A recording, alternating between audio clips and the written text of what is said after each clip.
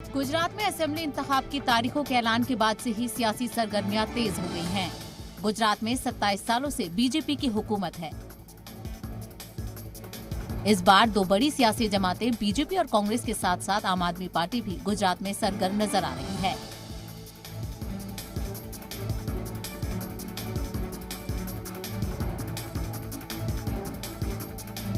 बात चाहे दिल्ली के दंगल की हो या फिर गुजरात की सियासी जंग की, मुस्लिम वोटर्स को लुभाने की कोशिश तो हर रियासत के इंतखाब में हर सियासी जमात की होती है। मुस्लिम वोटर्स के वोट को अहम माना जाता है क्योंकि मुसलमान वोटर्स सियासत से जोड़ तोड़ में अहम किरदार अदा करते हैं। ऐसे में जी मीडिया की टीम ग्राउंड पर पहुंचकर मुसलमानों के मुद्दे और उनके मसाइल जानने की कोशिश कर रही है। जहां एक जानिब मुसलमानों ने महंगाई को लेकर तशवीश का इजहार किया, तो वहीं कुछ मुसलमानों ने वज़ीर-ए-आज़म मोदी पर यकीन जताते हुए फिर से कमल खिलने का दावा किया।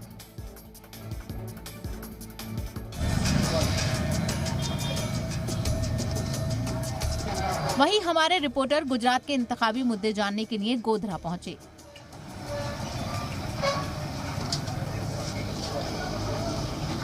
यहाँ मुस्लिम बस्ती में रहने वालों की शिकायत है कि गुजरात तो बदला है, लेकिन गोधरा में उनकी तरक्की कम हुई है। शाहिद साहब, क्या सोच रहा है गोधरा? अगर हम देखें जो 27 फरवरी 2002 को हुआ और आज 2022 में है, कितना बदल गया, समय बहुत बीत गया है, दूरियां अब कम हो गई हैं या नहीं? गोधरा तो वो काफ़ी बदल चुका है, दूरियां तो बहुत कम हो चुकी है, सब लोग संस्कारी भी हो चुके हैं, सब कुछ सही है। बस सिर्फ एक ही प्रॉब्लम है कि यहाँ पर जो हिंदू मुस्लिम दो एरिया अलग अलग है, जिसकी वजह से पश्चिम एरिया जो है जिसमें ज़्यादातर मुस्लिम ही बस्ती है, मुस्लिम बस्ती के अंदर किसी भी तरह का विकास नहीं है। सिर्फ ये रेलवे स्टेशन के अलावा कोई भी प्राइमरी सुविधा नहीं है। हमारी किसी भी धारा सभ्य से MLA से यही गुजारिश है कि जो कॉरपोरेटर का काम है वो काम आप कीजिए। यहाँ पर हमारी मेजोरिटी 1 लाख से ज़्यादा है, पर ना बैंक की सुविधा, ना ATM की सुविधा, ना रोडों की सुविधा है। कोई भी सुविधा वन साइड ही हो रहा है, जो भी हो रहा है विकास उसी तरफ हो रहा है। हमने उनसे गुजारिश भी की, लिख के भी दिया, पर हमारी सुनवाई नहीं हो रही है।